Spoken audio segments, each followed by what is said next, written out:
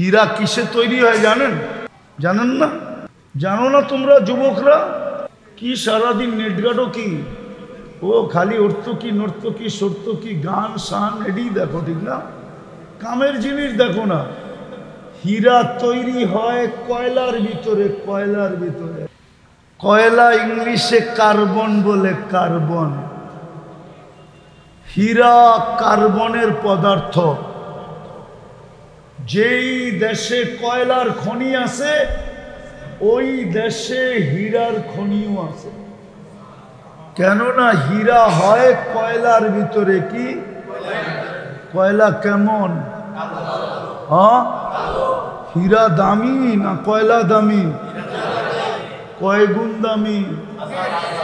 হ্যাঁ, কয়লার কেজি 60 টাকা আর হীরার কেজি জানেন কয় টাকা? জানেন না? সিলিন্ডার করেন আমার কাছে। 1 কেজি ওজনের হীরা দুনিয়াতে নাই, কারণ কোনো দেশের কাছে নাই। হ্যাঁ, মিলায়া হবে, কিন্তু 1 টুকরা 1 কেজি নাই, এই দুনিয়াতে নাই। হীরা দাম হয় সেন্ট হিসাবে, হীরা দাম হয় ক্রেট হিসাবে। হীরা যত বড়, সবচেয়ে বড় হীরা হইল কোহিনূর, যেটা ব্রিটিশের কাছে আছে, আমাদের কাছ থেকে নিয়ে গেছেন, ভারতবর্ষ থেকে নিয়ে গেছেন। ওইটা দুনিয়ার সবচেয়ে বড়, সবচেয়ে দামি, কিন্তু 1 কেজি ওজন না। এত দামিটাকে রাখছে আল্লাহ কই? যদি মা বোনও নিজেকে কয়লার ভিতরে রাখতো, কালো বোরকার ভিতরে রাখতো, তাহলে হীরা হীরাই থাকতো। হীরা হীরা হীরা। ওনারা জানে কিনা জানি না, জানতে পারে, আমার চেয়ে তো বয়সে বড়। আমাদের দেশে এক সময় ছিল, জাতের মেয়ে নিতে হইলে, বংশীয় মেয়ে নিতে হইলে 1 পাল্লায় মেয়ে 1 পাল্লায় কাঁচা টাকা দিতে হতো, ঠিক না? 1 পাল্লায় মেয়ে, আর ছেলে পক্ষেরা আরেক পাল্লায় কাঁচা টাকা দিয়া সমান হইলে এই পুরা টাকা মোহর হিসাবে মেয়েকে দিয়া দিত। বংশীয় মেয়ে নিতে হইলে। হায় উম্মতে মুহাম্মাদির মা বোনরা যদি চিনত যারা কার উম্মত, রব্বে কাবার কসম, এরা হীরা, নিজেদেরকে হীরা রাখত, দুনিয়া এদেরকে হীরার দামে নিতে হইত। হীরার দামে, হীরার দামে নিতে হইতো।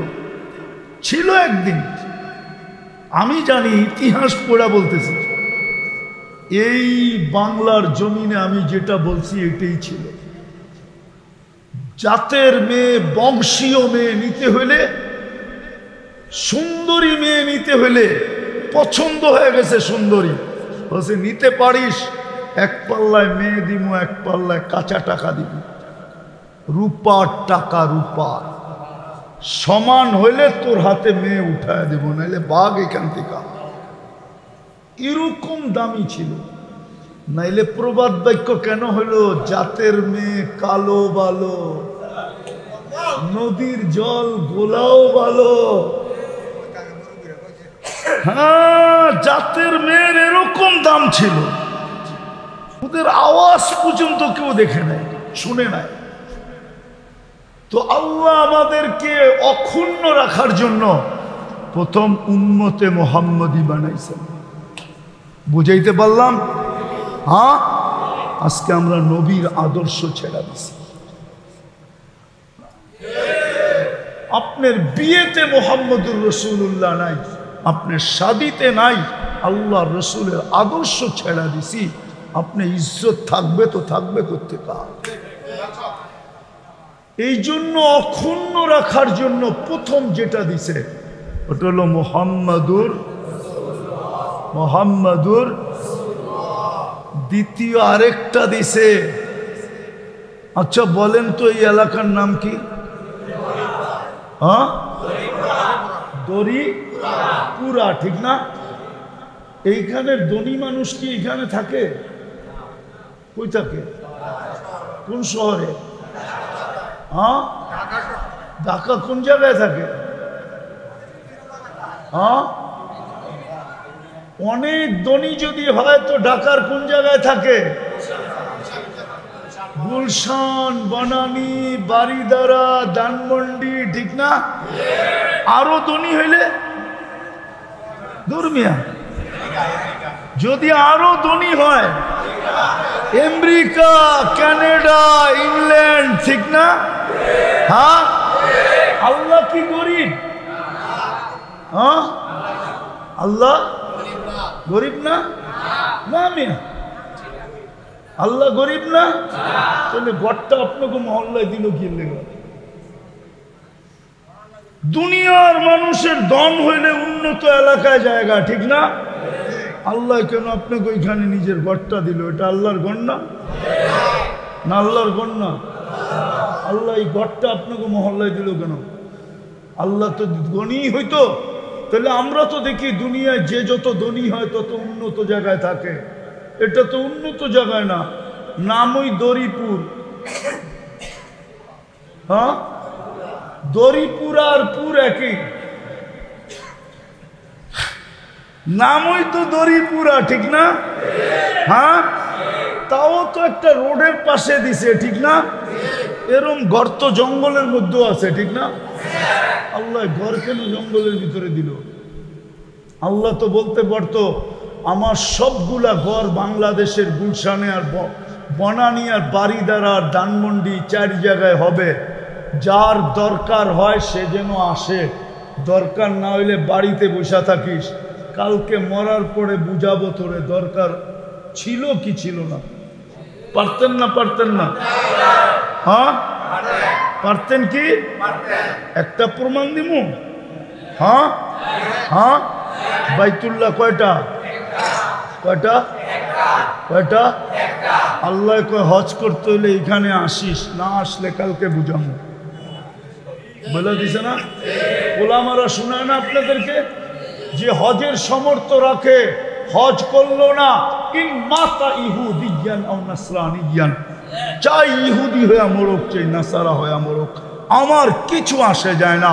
আমি ওকে সামর্থ্য দিছি, ও মক্কা মদিনা আসলো না কেন? আল্লাহ যদি এরকম বলে দিত যে গুলশান, বনানী, বারিধারা আর ধানমন্ডিতে আমার ঘর হবে, দরকার হইলে আবি, নাইলে খবর আছে। এ তো বাড়ির কাছে কাছে ইনা দিয়া দিছে, ঠিক না? মহল্লায় মহল্লায় দিয়া দিছে। কেন জানেন? এটাই বুঝাইতেছিলাম, আপনার ইজ্জত যেন অক্ষুণ্ণ থাকে, মর্যাদা যেন অক্ষুণ্ণ থাকে, আপনার দাম যেন ঠিক থাকে, আপনি যেন 2 কদম দিয়েই পান। এই জন্য মসজিদ সবার বাড়ির দরজায় দরজায় দিয়া দিছে, মহল্লায় মহল্লায় দিয়া দিছে যে তুমি 2 পাও দিয়েই যেন যেতে পারো। 2 পাও দিয়েই, 2 পাও দিয়েই কি কন? এই সমস্ত মহল্লায় মসজিদ ঘন ঘন না দূরে দূরে? হ্যাঁ, হায় হায়, দ্বিতীয় দিছিলেন মসজিদ। কিন্তু আফসোস বুঝলাম না, যদি বসতাম তাহলে মসজিদ কোনোদিন খালি থাকতো না। আজানের পরে মসজিদ কোনোদিন, আজানের পরে মসজিদ কোনোদিন, আল্লাহ ডাকে তারপরেও নামাজ পড়ে না। এত বড় সওয়াব দিলেন, 1 ওয়াক্ত 270 ওয়াক্ত, 1 ওয়াক্ত কমসে কম 10 ওয়াক্ত, এত বড় সওয়াব, তারপরও নামাজ পড়ে না। আজান না আল্লাহ স্মরণ করায় দিছেন, জোহরে আজান দেয় না, আল্লাহ স্মরণ করায় দেয় জোহর পর, আসরে স্মরণ করায় দেয় আসর পর, মাগরিবে স্মরণ করায় দেয় মাগরিব পর, এশায় স্মরণ করায় দেয় এশা পর, ফজরে বিশেষভাবে স্মরণ করায় দেয়, আসসালাতু খায়রুম মিনান নাওম। মসজিদ দিয়া দিছেন, কদমে কদমে মসজিদ বাংলাদেশে। না করেন না, এত মসজিদ কেন বানাস? বরং যত বানাইতেছে তত আরো খুশি হইতেছে। বিশ্বাস হয় না? হ্যাঁ, প্রমাণ দিব। যদি এত মসজিদ বাংলাদেশে না হইতো, দুই জিনিস যদি বাংলাদেশে না থাকতো, কদমে কদমে মসজিদ আর মহল্লায় মহল্লায় দ্বীনি মাদ্রাসা, তাইলে বাংলাদেশ এতদিন বিপর্যয়ে মাটির সাথে থাকত। সমস্ত বিপর্যয়ের থেকে আল্লাহ এই দেশটাকে বাঁচাইতেছে। 7.8 ভূমিকম্প পর্যন্ত আসছে, কিন্তু এই দেশটায় কোনো বিপর্যয় হয় না। বহুতবার 10 নম্বর মহাবিপদ সংকেতের ফ্ল্যাগ পর্যন্ত উড়ানো হয়েছে। আবহাওয়াবিদদের কাছে 10 নম্বর মানে কিয়ামত, 10-এর উপরে ওদের কাছে কোনো নাম্বার নাই, কিন্তু বাংলাদেশে কিচ্ছু হয় না। করোনার সময় সবাই বলছে বাংলাদেশ গেছে। কিনলে আপনারা তো মাস্কই কিনেন নাই, কিনছেন? হ্যাঁ, একটা কিনলে 3 বছর চালাইছে, তাও একবার ব্যবহার করার মতো মাস্ক কিনছে একটা, ওটারে ব্যবহার করছে কয় বছর?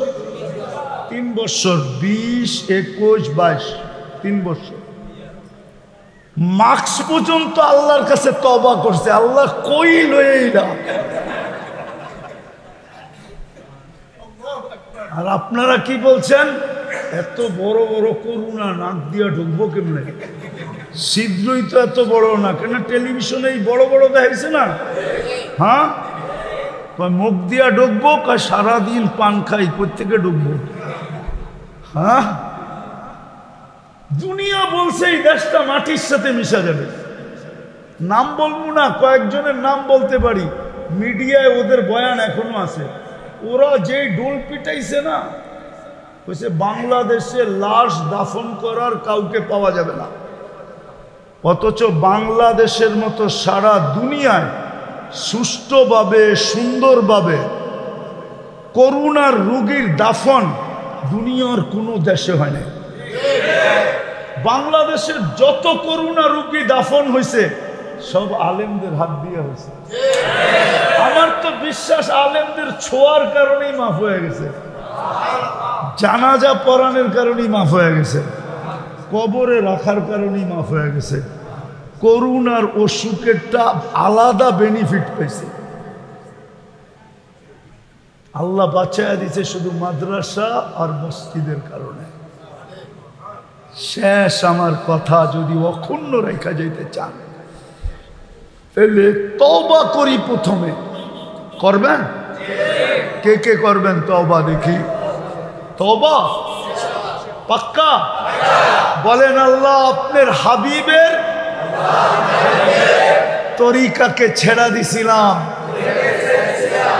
ওই গুনার থেকে আমরা তওবা করলাম।